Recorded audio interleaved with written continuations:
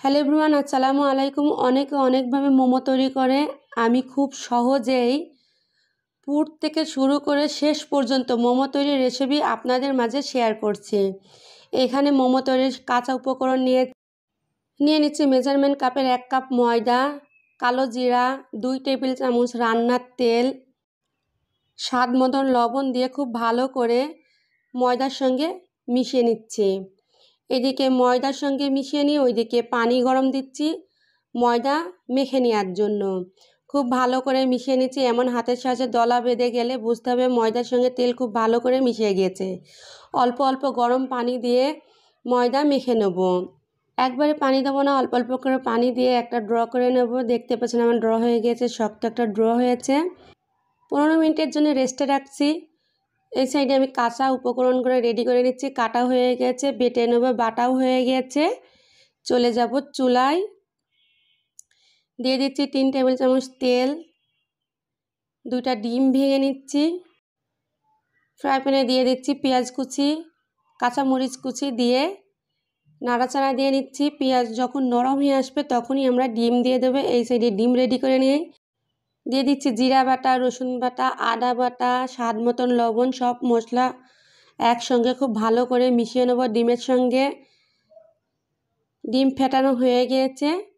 আমি আরেকটু পেঁয়াজ নাড়াচাড়া দিচ্ছি, দিয়ে নরম হয়ে গেছে পেঁয়াজ। এই পর্যায়ে ডিম দিয়ে দিচ্ছি, দিয়ে খুব ভালো করে পেঁয়াজের সঙ্গে মিশিয়ে নিচ্ছি।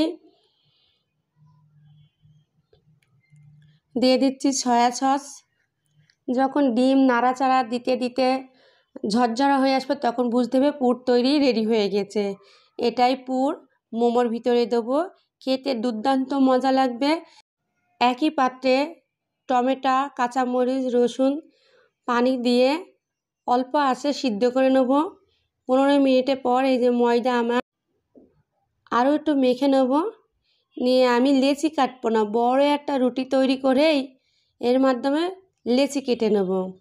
অনেকে লেচি কেটে নেয়, লেচি কেটে একটা একটা তৈরি করে, এতে সময় লাগে অনেক বেশি। কিন্তু আমি একটা বড় রুটি তৈরি করে লেচি কেটে নেব, খুব সহজেই হয়ে যাবে। এটাই পুর তৈরি সহজ রেসিপি। দেখতে পাচ্ছেন কেমন পাতলা হয়েছে, খুবই পাতলা হয়েছে। এভাবে পাতলা করে একটা রুটি তৈরি করে নেবেন। এই যে পাতলা হয়েছে। আমি কিন্তু রুটি তৈরির সময় কোনো ময়দা ব্যবহার করিনি। সব লেচিগুলাই কেটে নিয়েছি, দিয়ে দিচ্ছি পুর, দিয়ে মুখটা এঁটে দেব।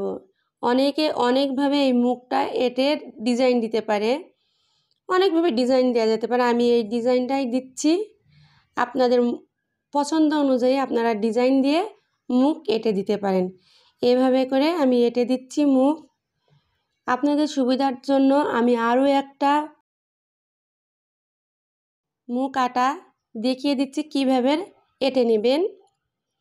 এভাবে একটা ধরে এপাশ থেকে দেবেন, আবারও ওপাশ থেকে ভাঁজ করে দেবেন, দিয়ে এভাবে করে চারি সাইড থেকে এঁটে দেবেন। এই মোমো খেতে দারুণ মজা। খুব সহজেই আপনারা বাসায় যখন তখন খুব সহজেই এইভাবে মোমো তৈরি করে নিতে পারবেন। আমার সেম রেসিপি ফলো করবেন, খুব সহজেই আপনারা যখন তখন মোমো তৈরি করে নিতে পারবেন। সব মোমোগুলাই তৈরি করা হয়ে গেছে। এমন রাইস কুকারের ঢাকনায়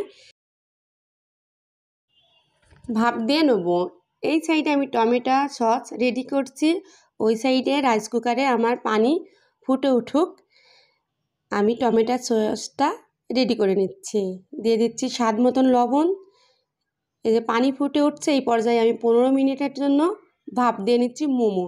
15 মিনিটের ভিতরে আমার মোমো তৈরি হয়ে যাবে। সসও তৈরি হয়ে গেছে, ঢেলে নিচ্ছি। এই যে আমার মোমো হয়ে গেছে, খুব সুন্দরভাবে মোমো হয়েছে, খুবই দারুণ হয়েছে। একে একে খুব সহজেই উঠিয়ে নিচ্ছি, কোনো তেল বিরাস করা লাগেনি, একাই উঠে যাচ্ছে।